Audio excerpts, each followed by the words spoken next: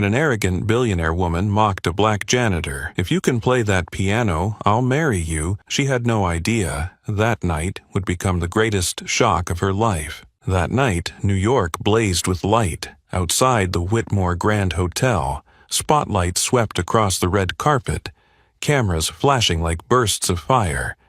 Inside the grand hall, crystal chandeliers spilled golden light over marble floors, and evening gowns brushed past each other with carefully practiced smiles.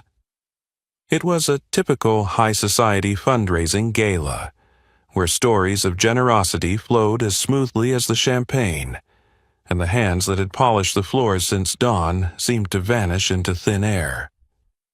Marcus Reed pushed his cleaning cart along a side corridor, the rags folded with the same precision he'd kept for 5 years working here.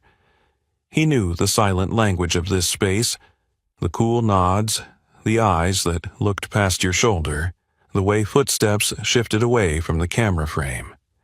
A PR staffer passed, clipboard in hand, tilting her chin slightly. "Let's make sure staff stay out of the frame, thanks." Her tone was neither harsh nor rude. It was simply spoken as if it were a natural law, as if the lights only shone on certain people. At the start of his shift, the manager had said, "Marcus, use the service elevator, buddy. Don't cross the main hall while guests are being photographed." The buddy sounded friendly but distant, avoiding the need to read the gleaming Marcus on his name badge. A security guard happened to walk in the same direction, his glance not exactly hostile, just trained, scanning, preventing, monitoring. Marcus showed his staff ID with a polite smile.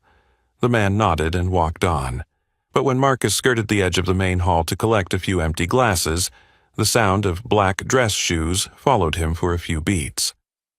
On a small stage at the far end of the room sat a Steinway & Sons Model D, still and elegant like a promise. The polished black surface caught the chandelier's light, scattering it into tiny stars. Marcus paused, not because he was tired, but because a memory brushed against him. The scent of polished wood, the cool touch of ivory keys under his fingertips. He turned away. He was here to clean, not to play. The crowd flowed around him. A society lady halted when Marcus happened to step near the camera's edge. "Excuse me, go around, please." A man beckoned with a subtle wave. "Hey, you." Marcus turned. "Yes, sir, my name's Marcus." The man held out car keys, pointing toward the entrance. "Where's valet?" "Sir, I'm maintenance staff. Valet is at the front entrance." The man gave a flat "ah" and let his gaze slide off Marcus's face as if it had touched glass. Marcus was used to it. Here, slipping out of sight was a survival skill. Moving slowly at the carpet's edge, avoiding the camera's eye, circling around columns, always making sure he was the last through a doorway, so no one had to step aside for him.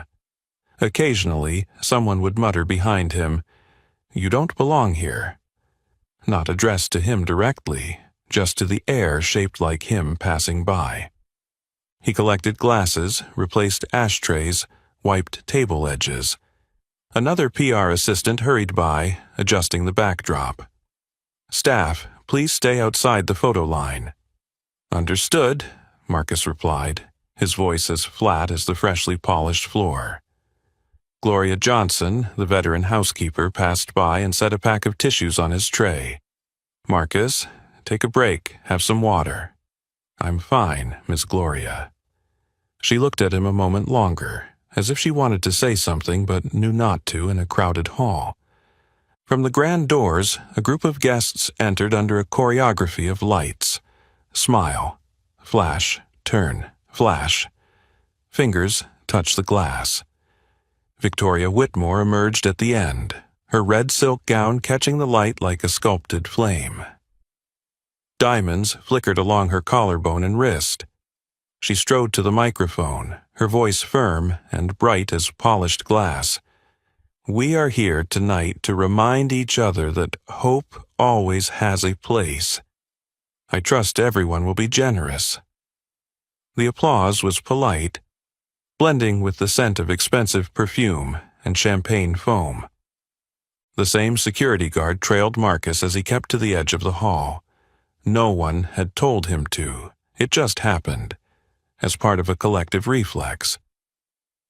When Marcus bent to pick up an empty glass, he caught his own reflection in a wall mirror.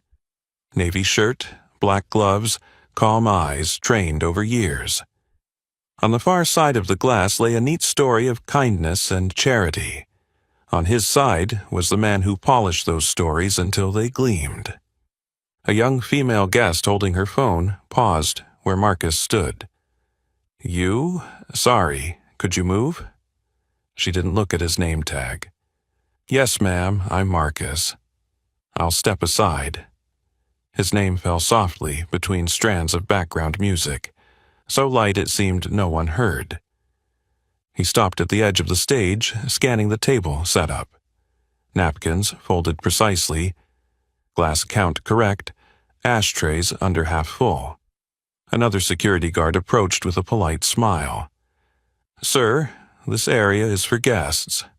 "Yes, I'll be out once I check the glasses." "Thank you." The smile wasn't unfriendly. It just had a thin layer, default suspicion. From the mic, the PR host announced the schedule. Speeches, an art auction, then a special piano performance by a guest artist. Marcus glanced at the Steinway again. From somewhere, his old teacher's voice whispered, "Don't count the keys. Feel the music." He shook his head. Here, feelings weren't his job, invisibility was. A couple walked past, the man squinting. "Hey, buddy, spill over there." Marcus turned. "Yes, I'll get it right away." He moved like a shadow over the marble, every motion calculated to be smaller than the room. Shoulders lowered, elbows tucked, standing at an angle to give way. He had learned to exist like a ripple, present everywhere, but gone from every frame. Once in a while, a pang hit him when the piano was tested. 3 scattered chords, someone pressing the pedal.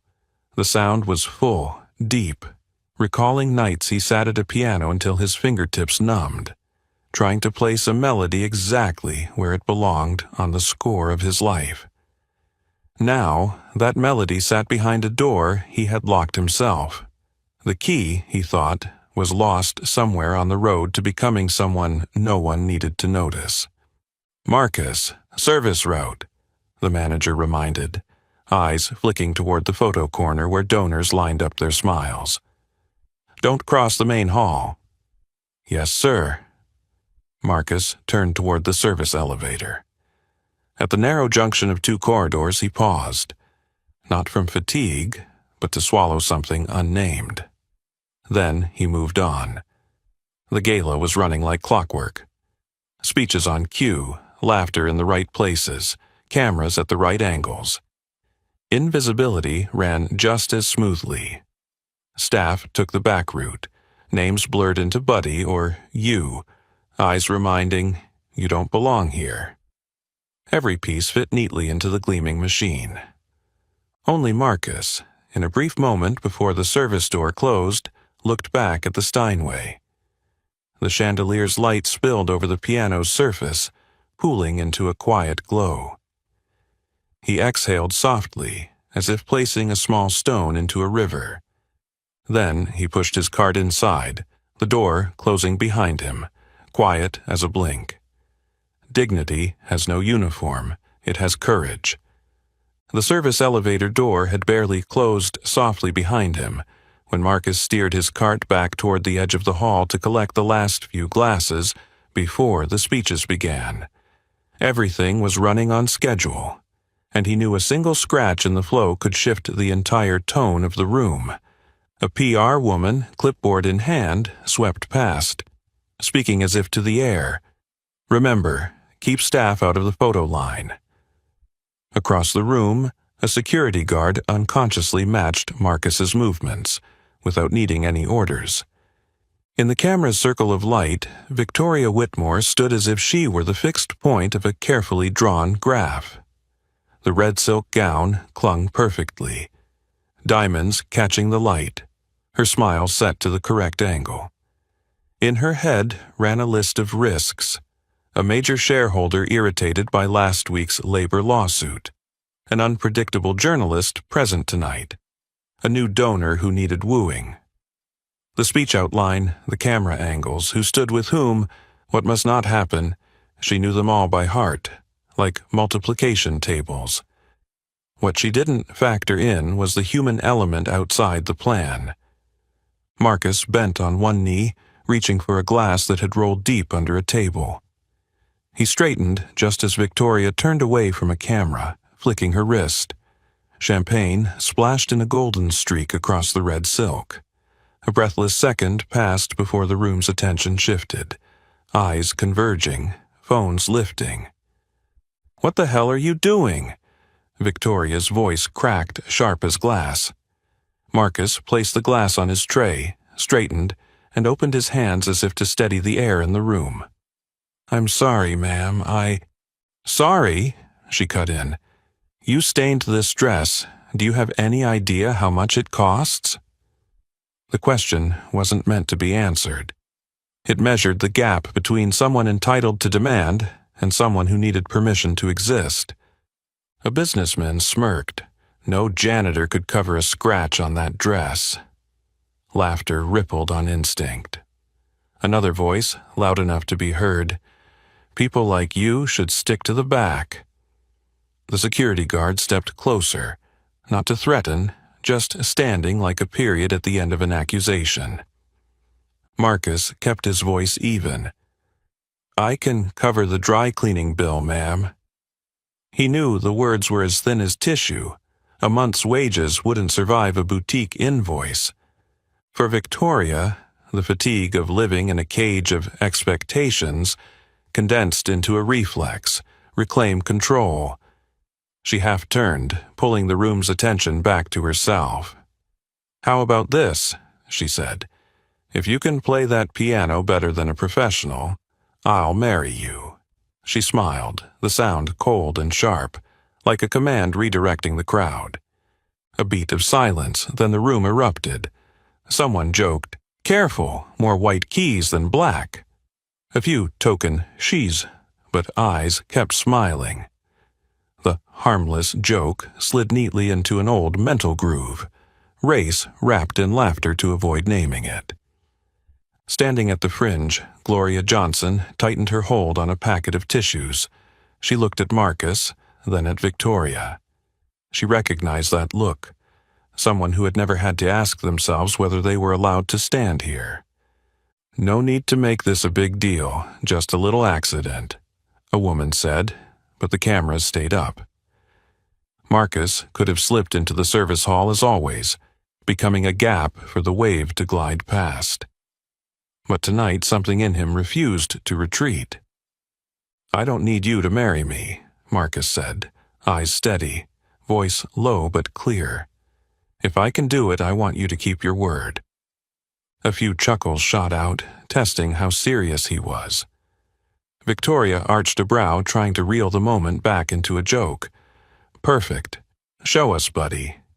She pressed the word buddy like a stamp, one more way to avoid saying his name. "Make it a bet," a guest called. "500 if you play the whole piece without a mistake. 1,000 if you last more than 30 seconds. Money flicked from wallets. That clean excitement allowed them to cheer without facing the fact they were fueling a public humiliation.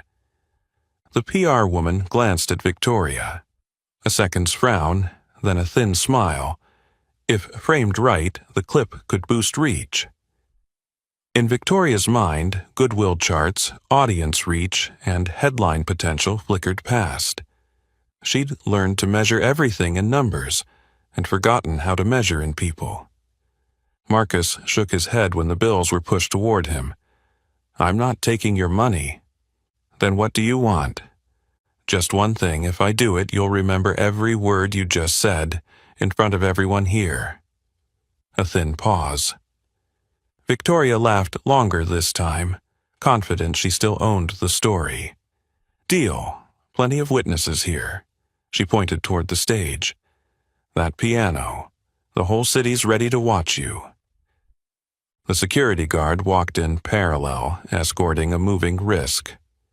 David Chen, the music critic, stood still like a comma, observing how a smirk could rewrite a person. He looked at the Steinway, then at Marcus, eyes flickering with anticipation. "Come on," someone urged, smiling as thin as a blade. "Don't keep us waiting, lots of white keys." More laughter, loud but cold. Victoria adjusted her gown. For a split second her gaze touched Marcus, not as a person but as a prop to be assessed. Deep down, the fatigue was still there. Urgent emails, early meetings, shareholder pressure. But she'd chosen to let that exhaustion spill into power, and power without restraint always found the lowest surface to pour onto. Marcus inhaled. He set the tray on the nearest table, removed his gloves, folding them neatly. All the habits of making himself smaller than the room, he performed them one last time before stepping into the space opened by eyes and cameras waiting for a fall. "After you," Victoria said, voice smooth but cold. "Time to prove it, buddy." The room swelled with an ooh of excitement. At the crowd's edge, Gloria gave the smallest shake of her head. Only Marcus saw it. David Chen stepped half a pace forward, hand in his suit pocket, ready to witness ability, not spectacle. Marcus walked. The sound of his soles on the marble barely carried, but each step seemed to reset the room's center of gravity. At the end of the path, the black Steinway and Sons Model D lay still, its lid catching the chandelier's light into its own private sky. The laughter hadn't fully faded, still falling here and there like late hail. But beneath the noise, a thin silence began to form, a space just wide enough for music, if it came, to enter. Marcus placed a hand on the stage edge. The guard stopped at the perimeter, not advancing. The PR woman stepped back half a pace, camera still rolling. Victoria kept her chin high, convinced she still controlled the moment. But for the first time that night, Marcus wasn't trying to make himself smaller. He simply stood at the full size of a man. "My name is Marcus," he said, loud enough for the first rows to hear. "Not Buddy." Then he stepped up onto the wooden riser, heading toward the piano the way a person approaches a real conversation, not a sideshow. From that moment, the night shifted, and the marriage dare that had sounded like a joke was hardening into a binding promise in front of a room full of witnesses. What came next would no longer be entertainment. It would be a test of dignity, talent, and one's word. Right after the calm statement, "My name is Marcus, not Buddy," the room seemed to drop a notch in noise. He kept walking, each step on the marble even and deliberate, not fast, not slow, as if he were resetting the dimensions of himself in a space that was never meant for him. A stack of bills slid forward, the snap of wallets opening. 500 if you play a full piece. 1,000 if you don't run off in 30 seconds. Clean excitement. They could enjoy themselves without realizing they were cheering for a public humiliation. Marcus didn't look at the money. "I'm not here to perform like a trained pet. I'm not taking your bets." Then he turned toward the one who had issued the dare. "I accept, and I only want one thing. If I succeed, Ms. Whitmore will keep her word, in front of everyone here." A few whistles rang out, half mocking, half testing. Victoria Whitmore lifted her chin, her smile locking into place. In her mind, the risk chart scrolled fast. Last week's labor lawsuit. An unpredictable journalist present. A new donor to impress. She thought in graphs and headlines, not in people. If he failed, the whole room laughed done. If he was decent, spin the narrative into a night of discovering hidden talent. What she wasn't used to was an employee demanding that she keep her word. Marcus reached the foot of the stage. 2 security guards immediately stepped in, blocking him out of habit. "Sir, this area is for performers and guests only." The tone was polite, the boundary soft, but real. Marcus stopped, didn't argue.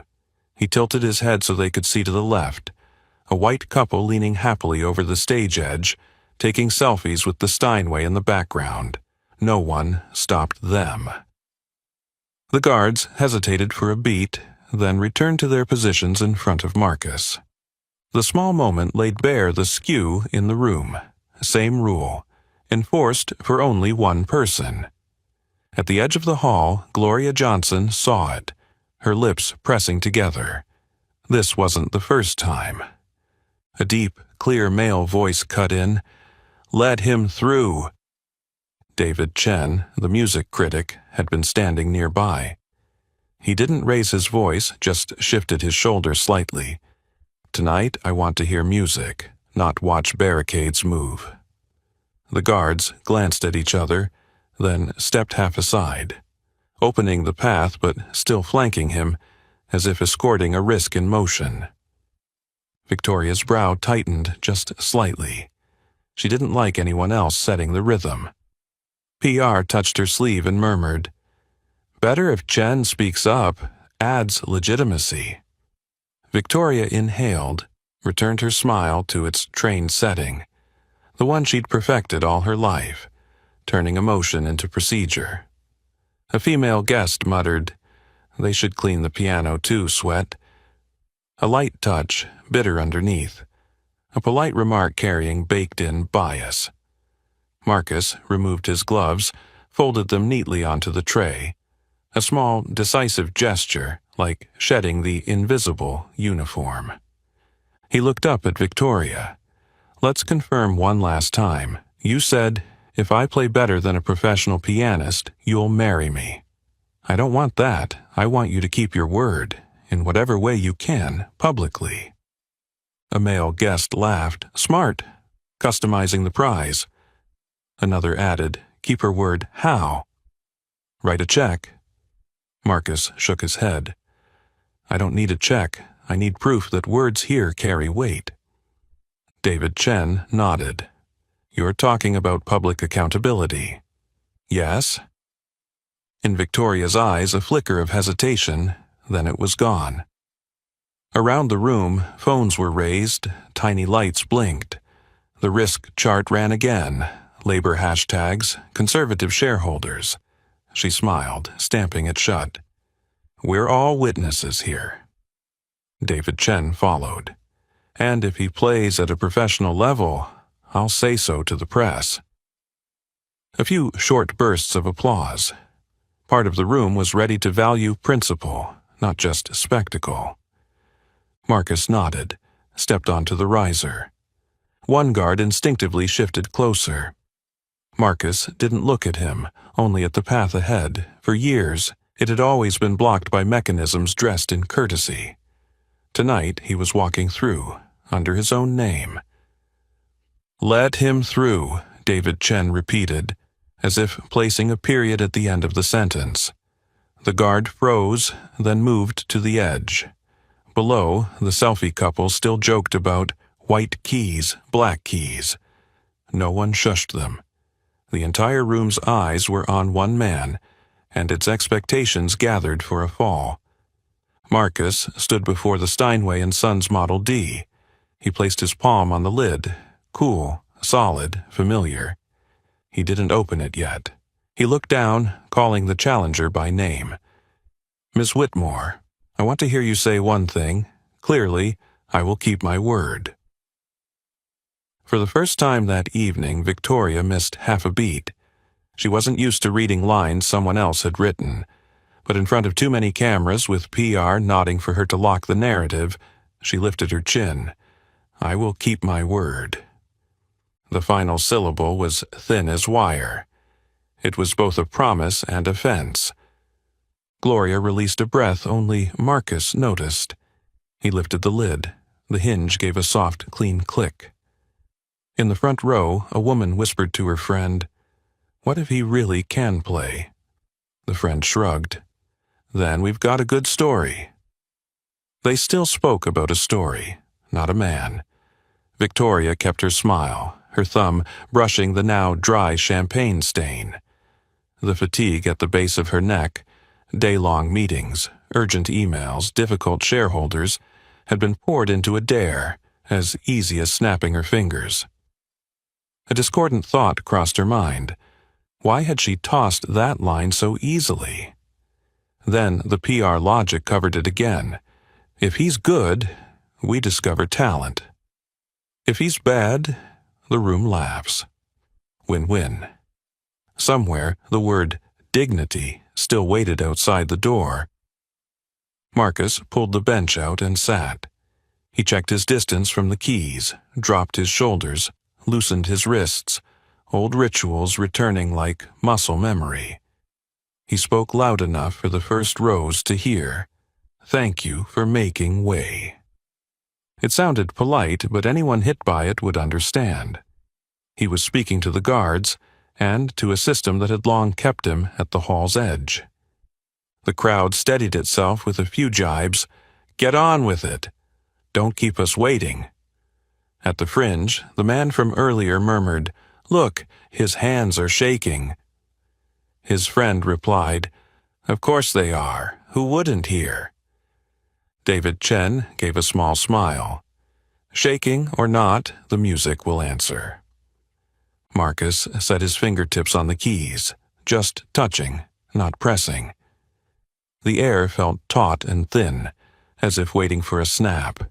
He had refused the money, made "I will keep my word" echo in front of witnesses, and walked through the barrier under his own name. All that remained was the sound of the piano. All that remained was the sound of the piano, and when it came, it arrived not with noise, but with a breath that seemed to touch the air itself. Marcus struck the first key as if tapping gently on the surface of water. No showy rubato, no flourished runs, just a clean note, then a second that opened the door for summertime to step in. He chose a tempo half a beat slower than usual, giving each phrase room to breathe. His left hand laid down a soft foundation, like bare feet on a summer sidewalk. His right hand spoke sparingly, each note falling with exactly the weight it needed. The pedal was pressed briefly, released quickly, letting the resonance cling to the marble of the hall before dissolving like mist. Marcus wasn't telling a story. He was setting down sentences. The silence between them didn't block the listener's ears. It invited them closer. In the second row, the man who had joked about white keys, black keys, left his smile hanging midair. Then it folded in on itself, extinguished like a candle capped under glass. His champagne stopped trembling. A woman recording video tapped her phone off, laying it face down as if afraid to make noise. The room's laughter didn't vanish instantly. It shrank, dried, and rolled to the edges. David Chen leaned forward, his trained eye missing nothing. The way Marcus anchored a low note to keep the line centered. The way he sidestepped flashy technical riffs in favor of restraint. Beautiful touch, warm tone, not a warmth achieved through tricks, but through intent. A player who knows what he's saying, and to whom. David noted how Marcus bent two blue notes at just the right moments, holding and releasing them so that a familiar melody became strange again. In the front row, Victoria Whitmore kept her polite smile, but her jaw softened a notch. She had prepared two neat scenarios to spin the narrative, yet this sound belonged to neither. From a thin seam in memory, she saw herself at 10, sitting at the old upright at home, her elderly teacher pressing her hand down and saying, "Silence is also a note, young lady." Victoria had hated that lesson. Back then, silence meant absence. No money, no power, no applause. But now, the silence Marcus poured into the room carried a different weight. The Steinway answered him as if it had known him for years. In the bridge, Marcus tilted the harmony into shade. Not darkness, just depth. He held a single note long enough for people to realize they were waiting. And that moment shifted the room. From a crowd hungry for spectacle into an audience listening. Servers slowed their steps. Security guards lowered their shoulders. The PR rep, for the first time all night, stopped checking her mental dashboard. Marcus looked at no one. His posture was calm. Shoulders dropped, back easy, eyes sometimes half closed. Not in performance affectation, but because he was listening to the way the notes touched the walls, echoing back like waves. He wasn't presenting himself. He was returning to himself. Each phrase he laid down rewrote a line on a resume that had been crossed out. No more buddy, no more you, no more people like you. Here, in this moment, was Marcus Reed, a man with a name, with a voice. From her spot at the edge of the hall, Gloria Johnson's eyes glistened. When Marcus slid into a small ornament, she thought of all the mornings she'd watched the staff clock in, each carrying a life no one bothered to ask about. She felt this music walk alongside them, as if someone had stepped out from the service hallway, set a chair in the middle of the red carpet, and said, "Sit, tell me." Somewhere across the room, the hum of the HVAC, background noise everyone had lived with, vanished from consciousness. The man with the cigar lowered his hand. A woman adjusted her shawl and forgot to finish, leaving her fingers resting idly in her lap. Someone started to sigh, then stopped, afraid to spill whatever delicate drop was balanced on the rim of the moment. Victoria glanced at the patch of champagne on her gown, now dried into a thin ridge. She wanted to think about image damage and media opportunity, but the thought refused to flow. She realized she had no ready words for this. She had believed everything could be labeled KPI, ROI, sentiment, but this music was labeling her back. Not heiress, not future CEO, not net worth package. It called a person out from behind glass. The sensation was as unsettling as touching a place she hadn't in years. Marcus circled a short variation, then let go of the urge to display. He stopped before the coda as if standing at a crossroads. He chose the simpler road home, returning the melody to where it began, without embellishment. It was a cultural decision. Summertime, in his hands, wasn't a finger exercise. It was a doorway into a current of memory. Porches in summer, front steps, voices that softened the edges of a long day. He didn't need to say black culture. Anyone with ears could hear its current. For a moment he looked up and caught Gloria's eyes. No smile, no nod, just a glance that confirmed he knew she was there. And therefore knew that all the people like her, those hands that polished floors to a gleam since dawn, were here too. David Chen listened closely enough to notice what wasn't played. He silently counted the length of the pause between phrases, the way Marcus returned to the tonic without weight. This wasn't an accident. It was a choice. He dipped his head slightly, as if accepting an invisible handshake. Maturity in music lies not in adding more, but in leaving more out. When the final note fell, Marcus lifted the pedal, letting the sound die away completely. No exclamation point, no fireworks, just a small round period.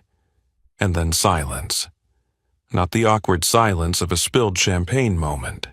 Not the empty silence of nothing to say. This silence had changed color.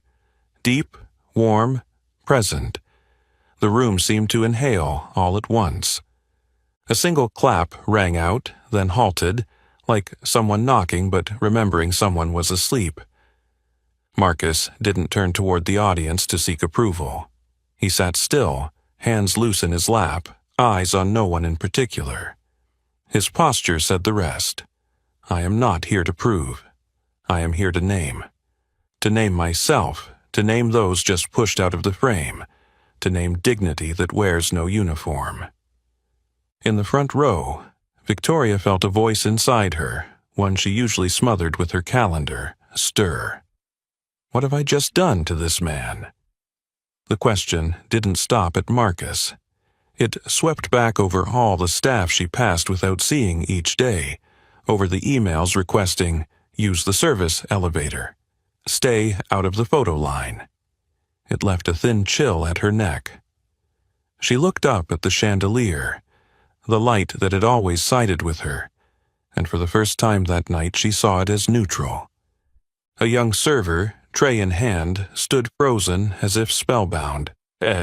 She swallowed hard, eyes shining for reasons she couldn't name.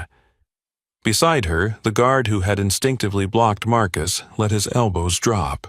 He didn't apologize, didn't need to. The silence was doing it for him. Marcus touched a small closing cord, not to prolong, but to set the room back on the ground after the bend it had just taken. Then he lifted his hands from the keys, lowered the lid one notch without closing it. He turned his head to find David Chen. They didn't speak. A single nod held the whole sentence. I'm still here. Any laughter, if it still existed, was now at the margins. At the room's heart was a new quiet, one both carved by music and left behind like soil for the next thing to grow. In that place, jokes about white and black keys had no space, because people had just heard something beyond the color of the keys. Marcus inhaled, exhaled. He didn't rise. He let the room reset its heartbeat. And in the front row, Victoria, the hostess who had tossed a marriage dare like a stone into a pond, felt every ripple come back to the shore where she stood. She understood. From here on, every word she spoke would have to pass through this silence. The first piece was over. The room had changed color, and the control, what Victoria had thought was hers, was quietly sliding toward the piano. The transformed silence hadn't yet faded when Marcus tilted his head, as if listening to the room one more time. He didn't stand. He simply rolled his wrists, reset his distance from the keys, and changed languages, from the lull of summer to the clean architecture of the classics. A sonata, the skeleton of discipline, came to life. The opening theme was crisp, clear, allegro moderato. Marcus's left hand built a rhythmic wall with evenly rolled chords, mechanical in precision but never overpowered. His right hand drew a thin cantabile line, delicate yet sinewed. He used the pedal sparingly, releasing it exactly at the cut points so each movement revealed its structure instead of being cloaked in a fog of emotion. In the transition, he staged a dialogue between the two hands, a 3-2 cross-rhythm meshing like gears.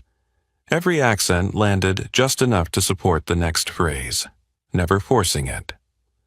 The room, so used to being served sensations, found itself unconsciously counting with him. The man with the cigar lowered it from his lips, setting it carefully into the ashtray as if smoke might smudge the clean lines. An older woman tilted her head, narrowing her eyes, the reflex of someone who'd once studied piano, checking the voicing. In the back row, a young man lowered his phone, forgetting vertical mode entirely. Perhaps the clip no longer seemed enough. David Chen shifted half a foot, leaning in to catch more of the mid-range. He noted the rare control, smooth legato on the 4th and 5th fingers, trills clean without stray notes, the PP2FF climb without a gasp.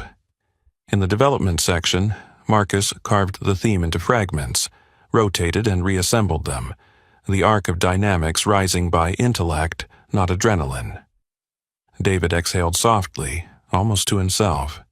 Virtuoso. The word fell in 2 beats. Cautious, then certain. Marcus wasn't trying to steal hearts. He was building a bridge.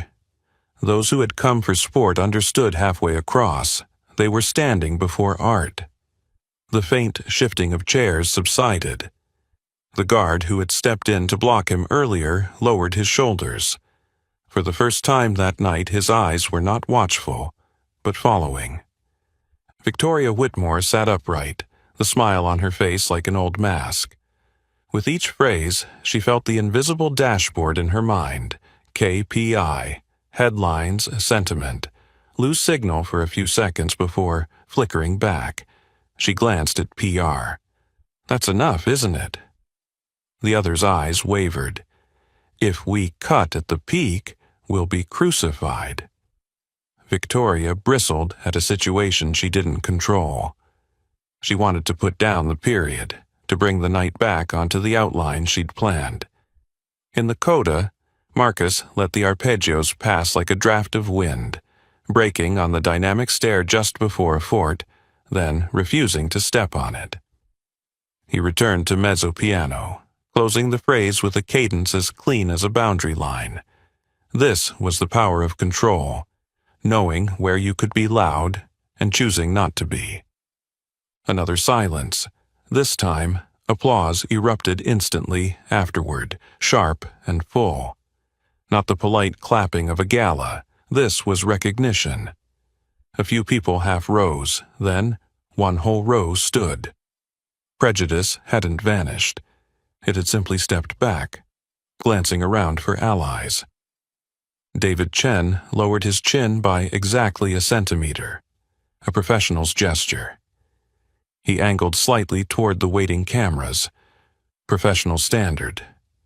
No waving hands, no exaggeration. A line of invisible text had just been signed and sealed. A few reporters exchanged looks. They had their pull quote. Victoria felt control slipping away like sand through her fingers. She stood in the natural pause, clipped the mic to her lapel. "Thank you," she began, voice smooth as glass. "A truly impressive performance. Now, let's—" Her words were drowned by a lone shout. "More!" Then another. "Encore!" The crowd, which she had steered from the start of the night, was now choosing its own path. PR swiveled toward her. "Let him do one more, Victoria." She pressed her jaw, thumb unconsciously rubbing the dried champagne stain. "Back to work," Victoria said quietly, mic off, aimed only at Marcus, her last attempt to snap the reins. Marcus looked at her for a beat. Not defiant, not submissive, just looking. The gaze wasn't hot, but had an edge. "You just said you'd keep your word." In the front row, a few guests turned to each other. They had heard her enough, even without the mic. Her face had said it. An older woman, silent until now, spoke up clearly. "We'd like to hear more." A heavy-set man, who'd eagerly bet earlier, nodded rapidly. "Yes, more." The young man in the back turned his camera on again, but this time to record music, not a stumble. The guard glanced at his superior. The latter shrugged and moved to the edge. The room's center of gravity had shifted away from the hostess, toward the man at the piano. Victoria set the mic down, her smile returning but thinner, almost transparent. Inside, she heard a faint crack. The image, the shell she lived in, fracturing at the seam. She worried about shareholders, about tomorrow's headlines, about dinner with the donor, but at the same time, an uninvited question came. Why do I want to cut this short? The schedule? Or because I can't stand that someone who doesn't belong here just redefined the room? Marcus swiveled his bench slightly, staying on stage. He looked over the rows calling for more, not to collect approving eyes, but to gauge the breath. He found David Chen. They caught each other's gaze amid the murmurs. David gave a small nod. Another invisible signature. Marcus placed his hands on the keys, but before playing, he said just loud enough for the first rows to hear, "Thank you.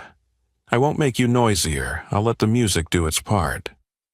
He inclined his head toward Victoria, a polite gesture without submission. "I respect you, and I remember your word." He queued up the third piece in his mind, one that would drain both his technique and stamina, but didn't rush. Silence had just learned its job. Let it work one more beat. Phones lifted again, but the angles had changed. Now people were aiming for the entrance, not the fall.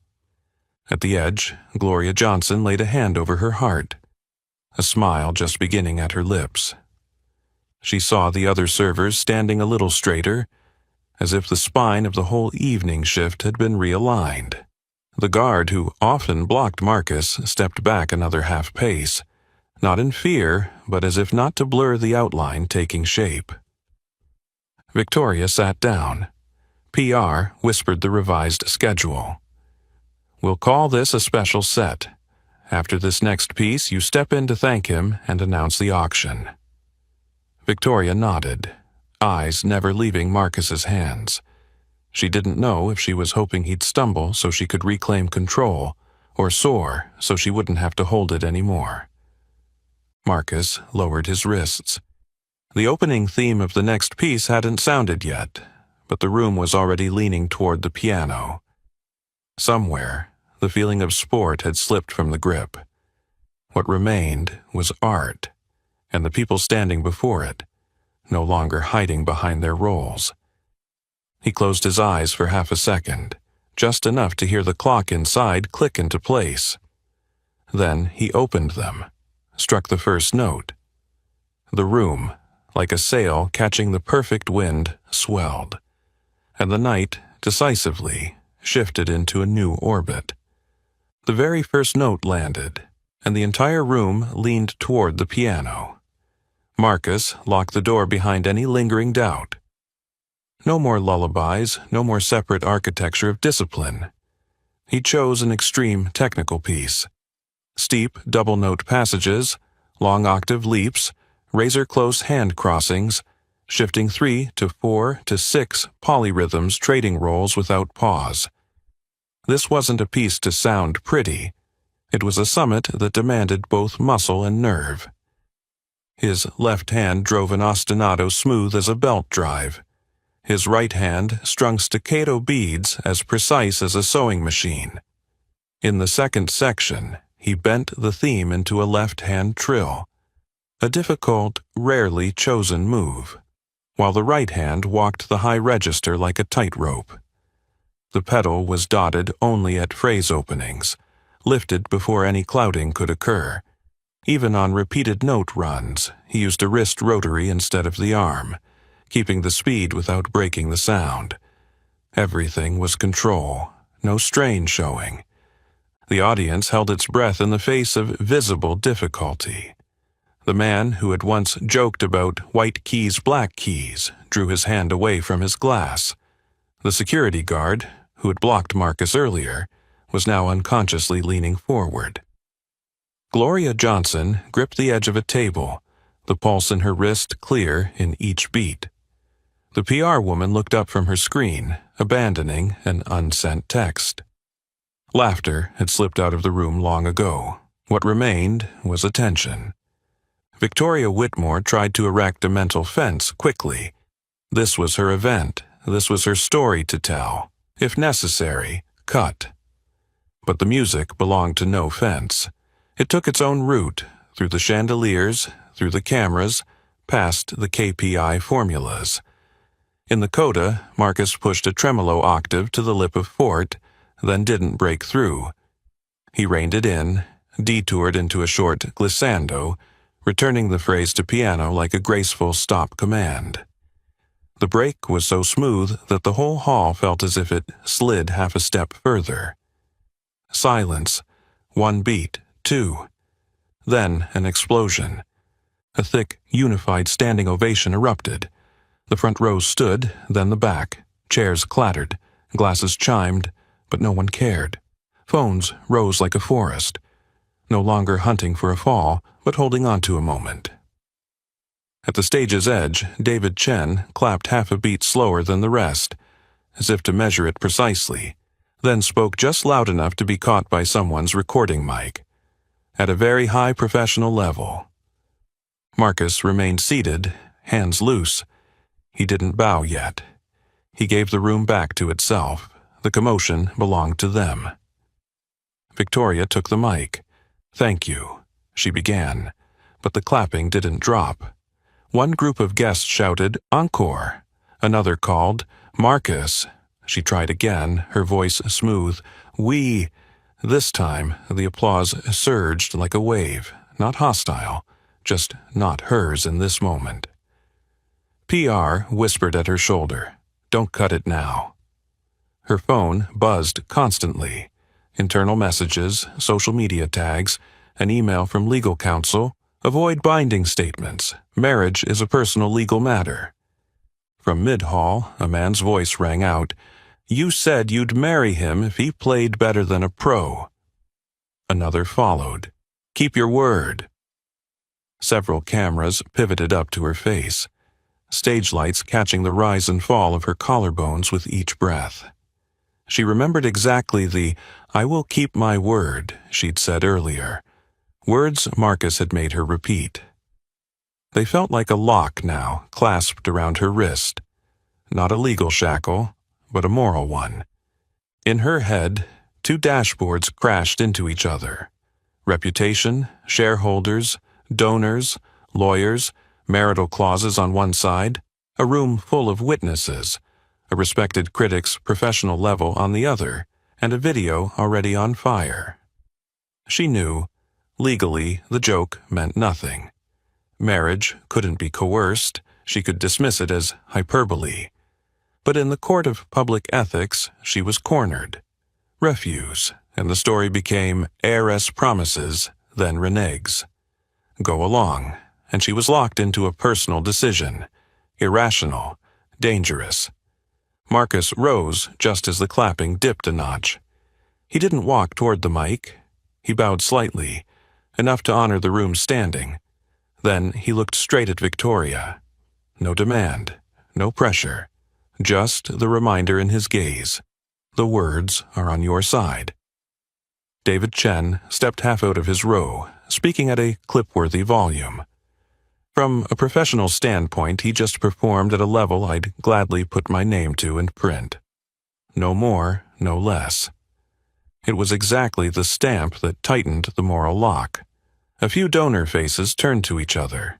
They knew Chen's words had weight. PR nudged the mic toward Victoria. "We talk about keeping one's word and supporting talent. Flip the narrative." Her phone lit up again. An investor asking, "What's going on?"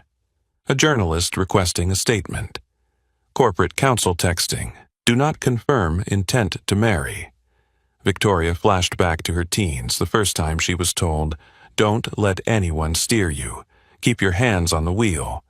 Now, the music was steering. "We'll pause here." She tried, but another corner of the room answered, "No, more." The crowd wasn't rude, they were united. And that unity, through applause, through the critic's signature, was demanding she face her own words. Marcus lifted his hand, signaling for quiet one more moment. He said just enough. "I don't need a wedding. I need people to keep their word." The line reframed the debate, out of marital law, back into the ethics of speech. Something everyone understood, everyone could judge. An older woman, clear-voiced, with authority, called out, "You can keep your word another way. But you have to keep it." Several heads nodded. A way out cracked open. No forced marriage, but no broken promise either. Victoria swallowed hard. She wasn't cruel. She was trained to win. And winning, in her dictionary, meant never losing control. In this moment, she had to learn a new word, right. Not the right move, but the right thing. A second standing ovation rose, this one for the night's redefinition. Even the security guard clapped, offbeat but genuine. Gloria dabbed the corner of her eye with the edge of a napkin. David Chen pocketed his phone as if submitting his testimony. At the edge of the hall, an elderly lady squinted. "I know him." Her neighbor leaned in. "I think he used to be at the conservatory. Marcus Reed?" The words threaded into the taut fabric of the night, a cut that would drop the next act, revealing his identity and past. Victoria heard conservatory and felt her neck tighten.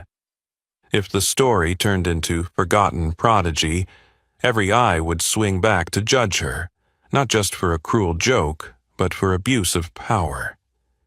She set the mic down and took a long breath. Before her was no longer a gala. It was an ethics trial, and the jury, already standing, was staring right at her. Marcus returned to the piano, resting his hands on the lid as if closing the file on his performance. He didn't take the mic. He let the silence do the next job, forcing the room's power holders to hear the sound of their own breathing. The room stayed still for one more beat, as if to confirm, from here on, every word would carry weight. It was in that silence, freshly reset to give weight to words, that an older woman's voice rose softly from the edge of the hall. "I know him." Heads turned. She stepped forward half a pace, adjusted her glasses. Marcus Reed." The name slipped free of the Buddy U label and dropped into the room like a latch clicking shut. A few people mouthed it back to themselves, tasting a returned identity. "He performed at the City Theater when he was 22, she said firmly. "That encore, I remember it perfectly." A silver-haired man in gold frames nodded. Yes. The music press called him a new talent. A younger guest pulled out his phone, typed quickly. The screen lit up with an old photo. A young man in a black suit bowing before a piano. David Chen narrowed his eyes, digging through his professional memory. "I read that review. And I remember a master class. My teacher mentioned your name." He turned to Marcus, nodding slightly, as if confirming a thread that had never truly broken. Victoria Whitmore's breath stuttered half a beat. She looked to PR. "Info?" The other checked her phone, whispering, "Old photos are surfacing. #. Marcus Reed just popped." Victoria's own phone buzzed. An email from legal. No public statements on marriage. A text from an investor. What's going on? But the one line she couldn't sidestep was the name Marcus Reed. It rolled steadily in her mind, pushing aside words like KPI, sentiment, ROI. A space opened around Marcus. He stood straight, dipping his head slightly, as if apologizing for being recognized. Gloria Johnson stepped half a pace from the edge, her hand gripping the corner of a napkin. She hesitated. This wasn't something to parade before a crowd, but she had just watched him turned into a punchline. She raised her voice enough to carry, "If we're talking about Marcus, let me tell the rest." The room quieted instinctively before a house voice with years behind it. "Marcus's mother was sick for a long time," Gloria said plainly, adding no tears. "They lived on 2 shifts, hers and his. When her condition worsened, the medical bills came like a storm. His first piano, the one he'd saved for through scholarships and side jobs, was sold to pay hospital costs." A woman brought her hand to her mouth. A man slowly set his glass on the table. Gloria looked at Marcus, as if asking permission. He nodded, eyes closing for a beat. She continued, "He left the conservatory, took night cleaning jobs to pay rent, pay debts, survive, and music." Gloria searched for the words. Music became tied to the smell of antiseptic, to white sheets, to the sound of monitors. He locked it away. David Chen added a piece, professional but warm. Talent doesn't vanish. It buries itself when it has no nourishment. He looked around, placing the phrase where non-musicians could understand. Gloria lowered her gaze, then lifted it again, her face firming. And this isn't just about poverty. She clipped the words. Someone once told him after an audition, "We need someone who fits the hall. Hair should be tidier. Don't play with so much color. Your demeanor needs to be more professional." She didn't exaggerate. Those words were polite and dangerous for that very reason. Another time, a guard blocked him at a stage door, made him use the service stairs even though he had an invitation in hand. A small "damn" escaped from the third row, then sank.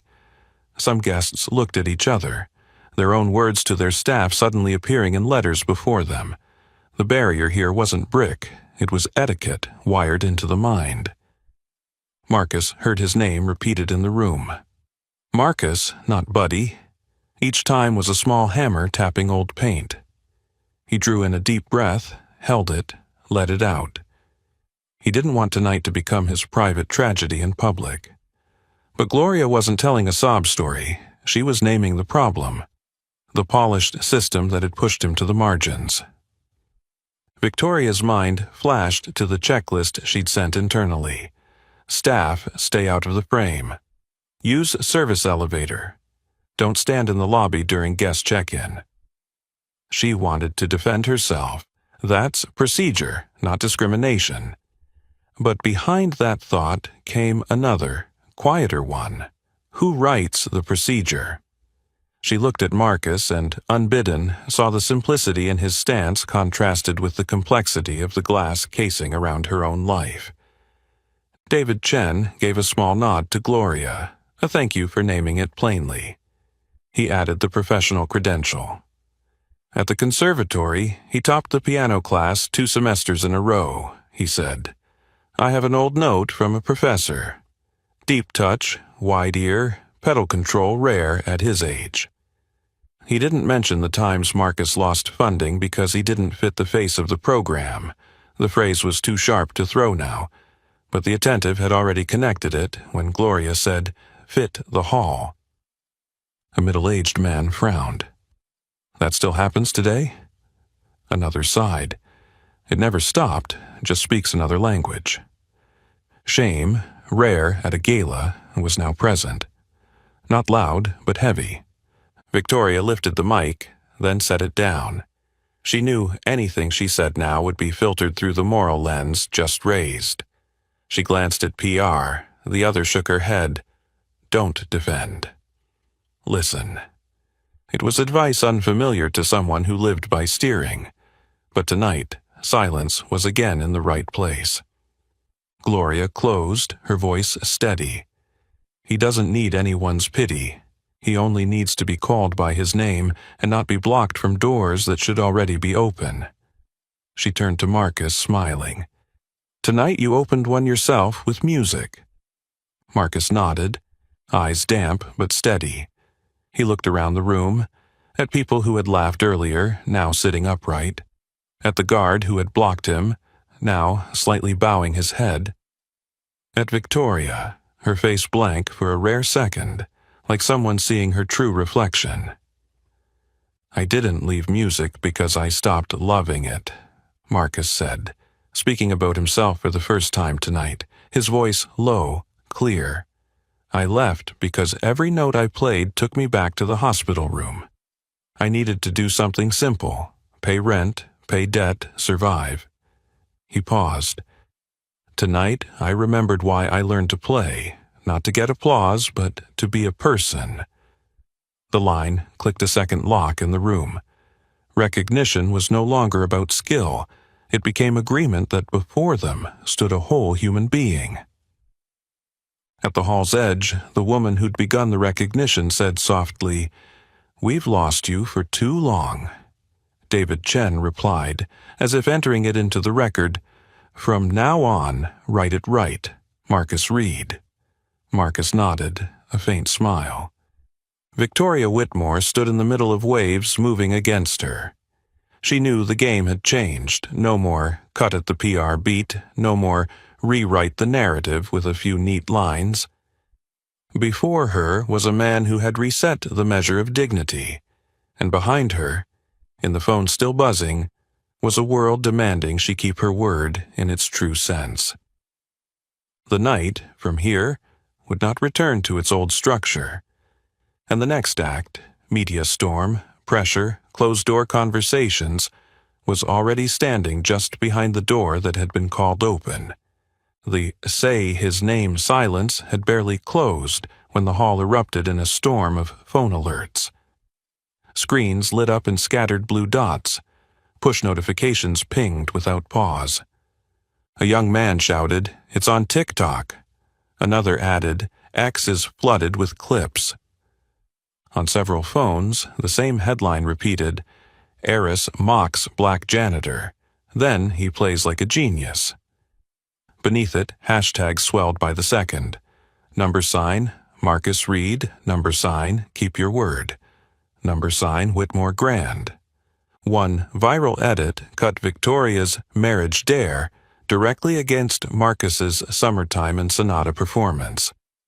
A fast-moving news account slapped a small chyron across the bottom. Publicly promised marriage? At the door, security reported. News vans outside. Reporters requesting entry. The hotel's PR fielded calls stacked on calls. Legal messaged urgently, "Absolutely no confirmation of any marriage. All statements must be neutral." Two blades of social media stuck out at once. On one side, comments demanding justice piled up. "Respect dignity. Keep your word. Incredible, Marcus." On the other, the shadow side swelled. Mockery, digging into his personal life, doctored images turning tragedy into circus. Even the applause was clipped into meme format. Victoria felt control slip away like coat buttons popping loose. The metrics dashboard in her head, sentiment, reach, risk, flashed red-green like a trading floor. An investor texted bluntly, "Don't let private matters become a corporate commitment." Legal wrote, "Marriage is a personal matter, cannot be publicly binding." PR leaned close to whisper, "One wrong word and we'll spend a week cleaning up." In front of the piano, Marcus stood still. He watched the crowd spiraling into a vortex of clips. This was not what he had built tonight for. He looked up, voice calm but clear enough to carry. "We're turning tonight into a circus." A few heads jerked up. He turned to Victoria. "I suggest we speak in private. Not to hide, but to move from mockery to making it right." A ripple of dissent. "No, say it here. Keep your word in front of everyone." David Chen raised his hand for quiet. "If you want the right answer, both sides need to speak to each other like adults." He wasn't shielding anyone, he was protecting the quality of the decision. Gloria Johnson added a half sentence leaning toward conscience. "Let them talk." Victoria met Marcus's eyes. No pleading, no threat, just an invitation. A string inside her slackened. She gave the smallest nod. PR mapped it instantly. Manager's office, second floor. Security opened a path through the sea of people and cameras, forming a corridor out of elbows and polite murmurs. A few shouts followed, but David Chen stepped in with a soft block. "You'll get your answer, give them 5 minutes." The front row felt quiet, stepped back half a pace. The cyclone swung off Marcus's heels and fixed on Victoria's back. The office door shut, the noise dropping like a dialed-down volume knob. Victoria leaned against the table, thumb rubbing the faded champagne stain, a habit when tense. Her phone glowed with incoming calls and texts. Legal team, PR group, 2 shareholders, a reporter. Marcus didn't sit. He stood a measured distance from the desk, hands loosely clasped. "I'm not here to force you into a wedding," Marcus began plainly. "I want you to keep your word the right way, to the person and to the culture of this place." Victoria looked up. "Keep your word? Can that be quantified?" Her tone stayed smooth but dry. Years of experience told her everything had to be converted into measurable units before it could be managed. Marcus nodded. "It can. 1.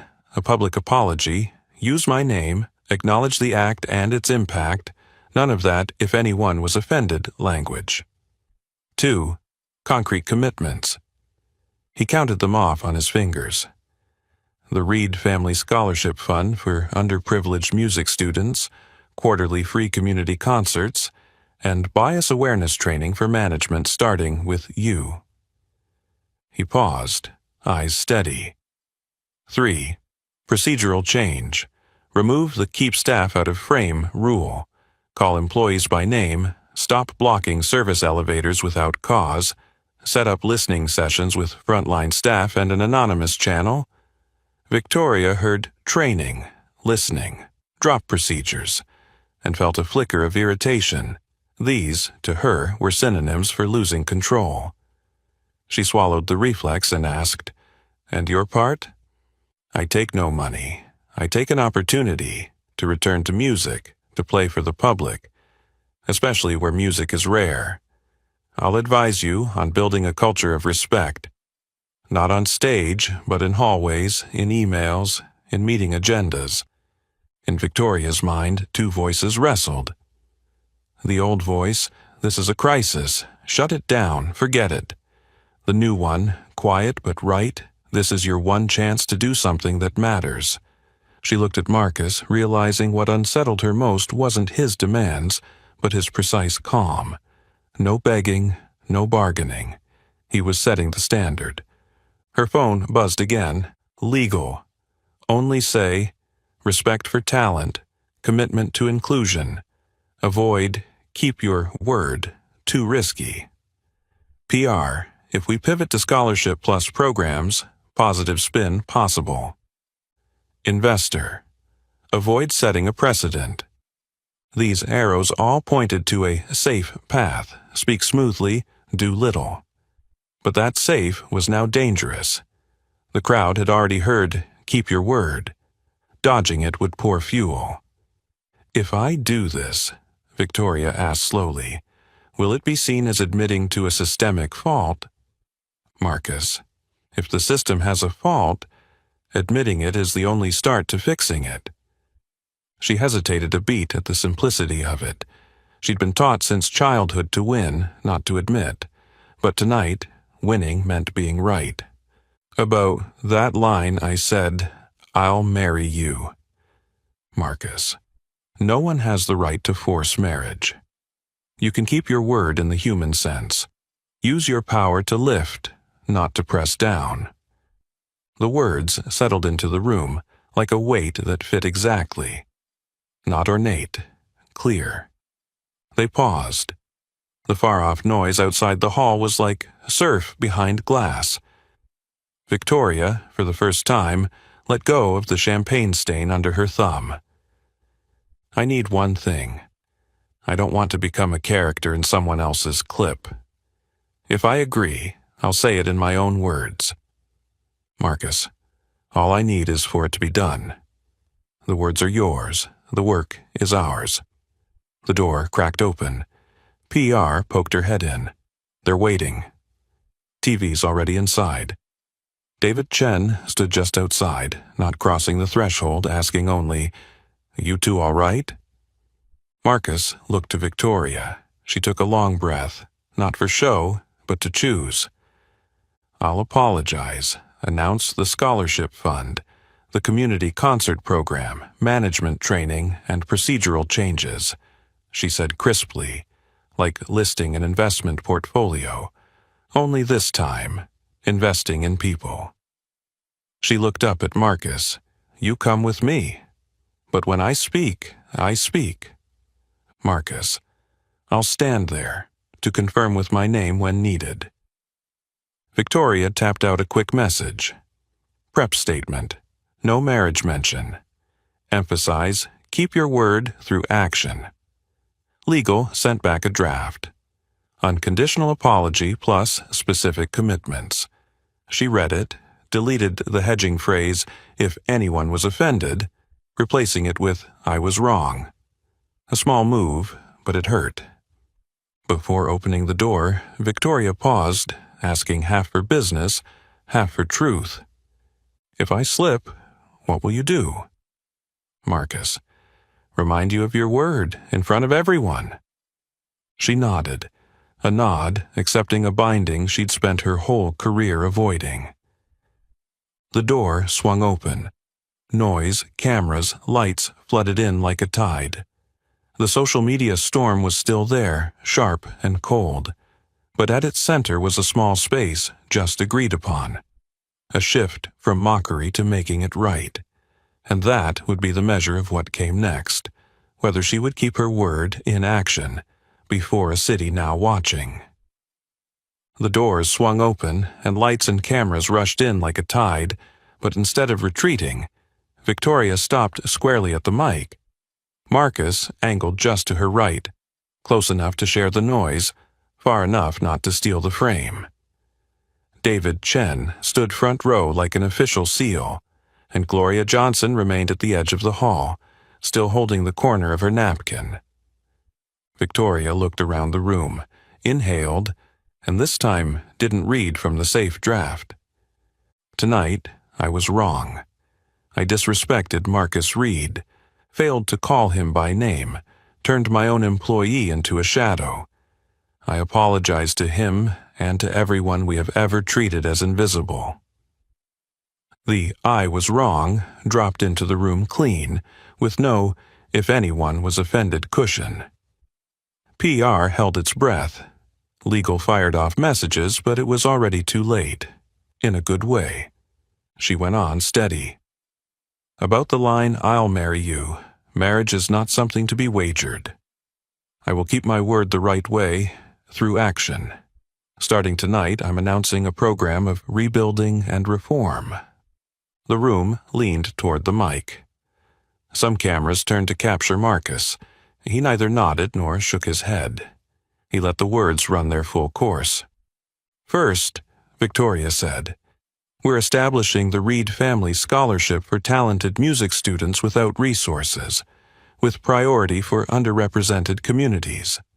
The fund will be run by an independent board. Whitmore Group is just the sponsor. She paused half a beat. I want that name to outlast this evening. A single clap broke out. Not polite, but the reflex of seeing a door being built. Second, she raised her head, we'll launch the Keys for Dignity community concert series in Harlem and Brooklyn. Free admission, full union pay for musicians and crew. Marcus Reed will open the first show, and we commit to bringing music to places that rarely hear it. Marcus turned to her and said quietly, that's the part I agree to. Cameras caught it, quietly anchoring it to the official record. Third, Victoria said, mandatory anti-bias, DEI, training for all management, starting with me. We'll hire an independent firm, conduct anonymous pre- and post-surveys, and publish the results. A skeptical, sounded somewhere. PR stunt? But David Chen tilted his head as if marking it. Measurable means accountable. Fourth, her tone hardened, I'm scrapping the staff must not appear in frame rule when not required, and removing service elevator blockages in non-security areas. Starting tomorrow, all managers will address staff by name. She scanned the room. Anyone who doesn't stay.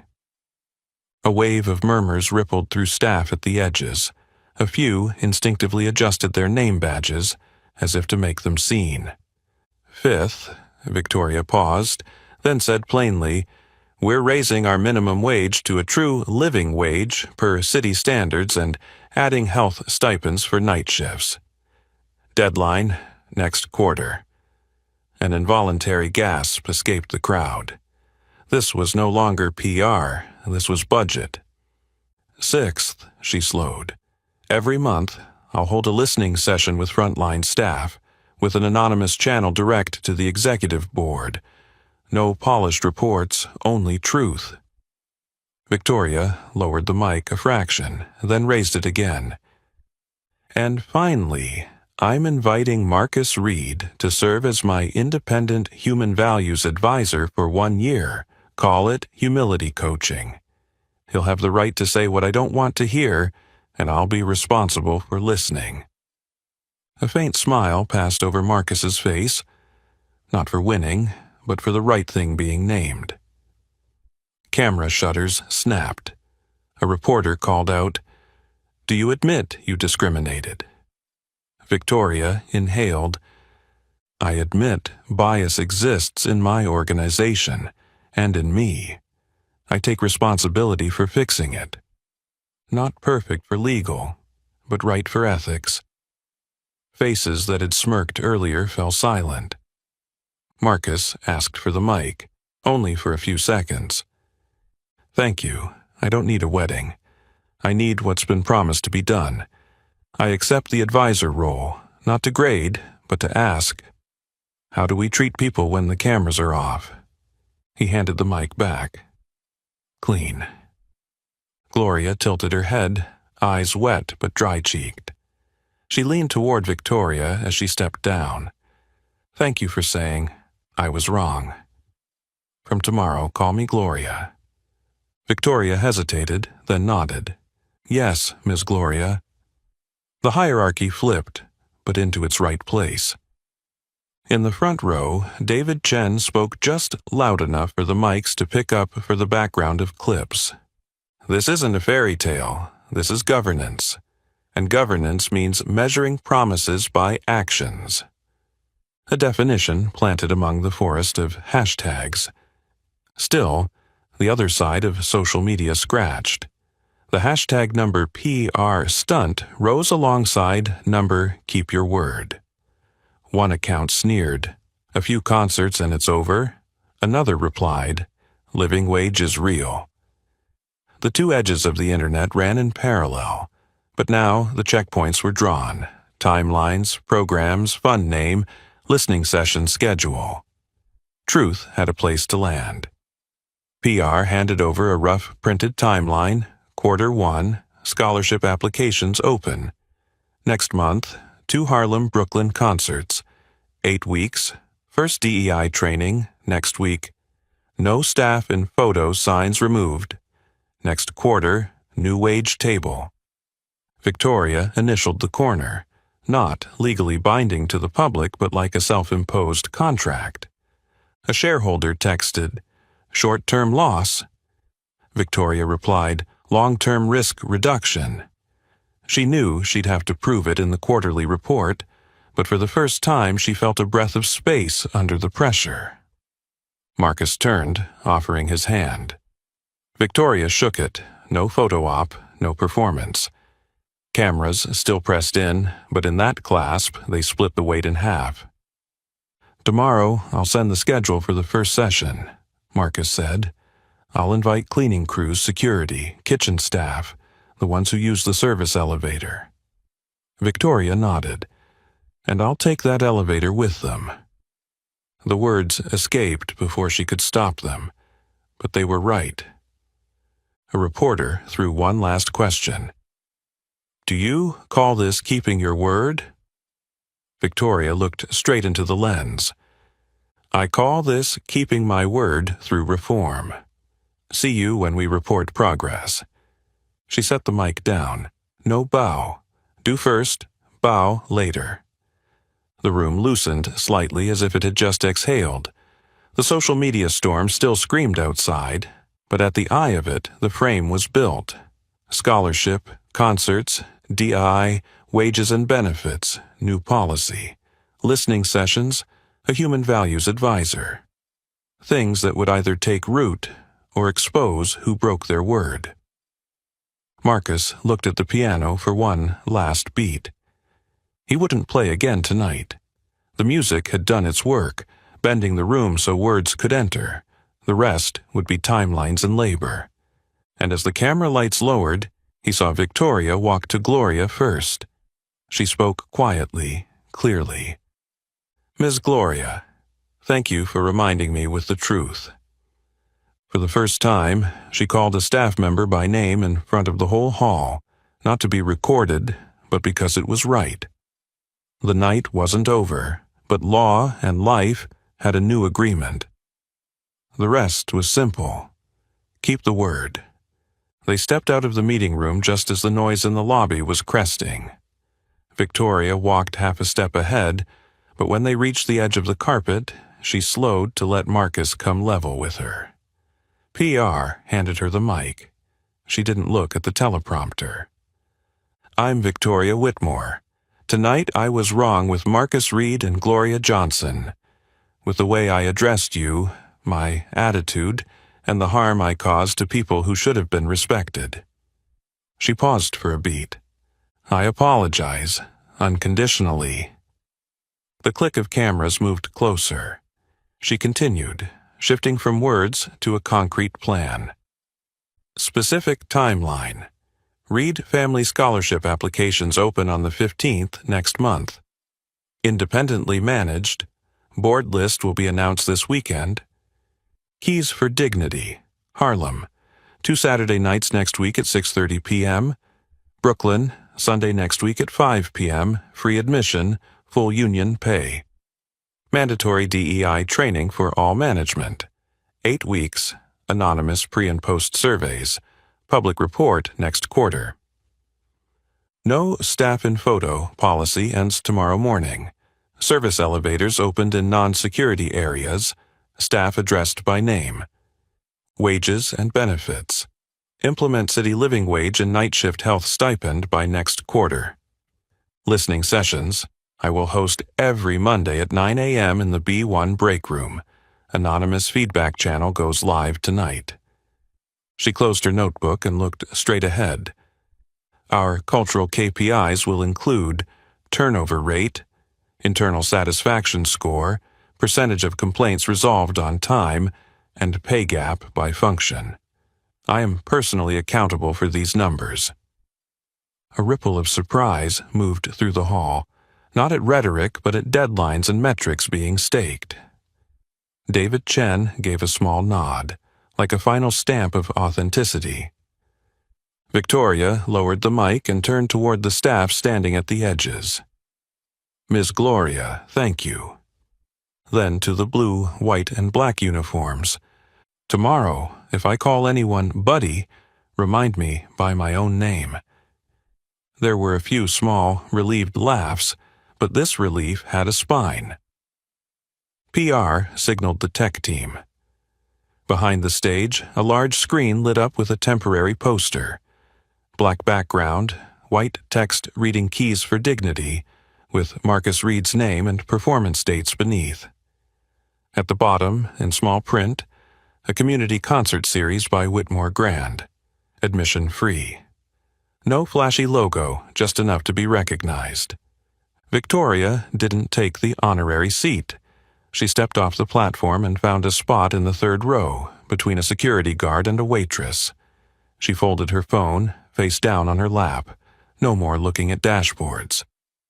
The room shifted with that gesture, control lowered a notch, no longer pressing down on the music. Marcus said nothing more. He sat at the piano, lid closed by a third to sweeten the bass and soften the upper register. "This one's for second chances," he said softly, "and for those who've been made invisible." The melody he wrote wasn't ornate. The opening motif was 4 notes, up a step, down a half step, back home. Like the way people hesitate then decide. Left hand kept time like night shift hallway steps. Right hand traced a line so clean you could hear the space between phrases. Midway, he glanced a shadow of summertime, not quoted whole, just nodded to, then turned into a warm harmony, not sad. He wrote for the present, not for an old resume. Victoria watched those hands and, for the first time, didn't see a performance, but labor. Labor like the cleaning shifts she had walked past. Next to her, the guard who had once blocked Marcus rested his hand on his knee, thumbed an old wedding ring, then pulled his hand back to avoid making noise. The waitress on her left counted time with her eyes, lips holding a faint smile. In the coda, Marcus skipped the fireworks. He brought back the 4 opening notes, softer this time, like a room that had learned how to say sorry properly. He lifted the pedal before the last tone could cloud. Silence fell again, now like a seat just big enough for anyone to sit in. Applause. Steady, full, but not loud. When it faded, Marcus rose and gave a small bow, enough to thank, not to repay a debt. He met Gloria's eyes. She nodded. "Well done, Marcus." He met David Chen's. Chen replied, "See you in tomorrow's column." Victoria stood with everyone else. She turned to the guard. "My name's Victoria. What's yours?" "Darren." "Nice to work with you, Darren. Tomorrow I'm taking the service elevator. You'll show me the way?" Darren nodded, the corners of his mouth easing, awkward, like someone handed back the shape of being seen. A group of guests approached Gloria, asking about Monday's listening session. She took out her notebook, wrote down names, and said, "Take service elevator B, but next week everyone uses the front door." Half joke, half truth. Enough to make a few people laugh aloud. PR laid out a hastily printed roadmap on the check-in table. Timeline, points of contact, anonymous email. Victoria's signature scrawled in the corner, not for show, but for accountability. A few young staff took photos, sent them into their internal group chat. The first comment popped up, "Call me by my name." The second, "See you Monday." David Chen paused at the Keys for Dignity poster and told a reporter, "The best script isn't hero-villain redemption. It's that after the final chord, we still have work to do." It was the kind of line that, dropped into the close of a news segment, could slow the internet's over-scripting instinct. Don't chase the ending, wait for the report. As guests began to leave, the "No Staff in Photo" sign in a hidden corner was taken down by tech crew. They hesitated, looking to Victoria. She nodded. "Remove it. Don't put it back." The empty screw hooks were left bare, a visible scar of what had been wrong. Marcus stayed until last. He covered the keys with the cloth, hand resting a beat longer than necessary, like someone closing the door to an old home. Victoria stepped up, no mic, no cameras. "Thank you for not turning me into someone else's clip," she said quietly. "Tomorrow, if I slip, remind me." "I will. And if I keep my word, remind me too." Marcus smiled. "I will, so others can see it." Outside, New York dropped another shade into night. Inside, people leaving the hall passed the cleaning crew starting their shift. They greeted each other, called each other by name. Not perfect, but in the right direction. The last line of the night didn't come from a mic. It came from the way those people looked back at those they had once made invisible. Clearer, closer. Dignity has no uniform, it has courage. The night at Whitmore Grand closed, but the lesson opened. Dignity has no uniform, it has courage, and a promise is only worth as much as the actions that keep it. Have you ever been made to feel invisible, or seen someone else treated that way? What would you do to speak up next time? If this story resonates with you, please like, share it with friends, and subscribe so you don't miss the next episode.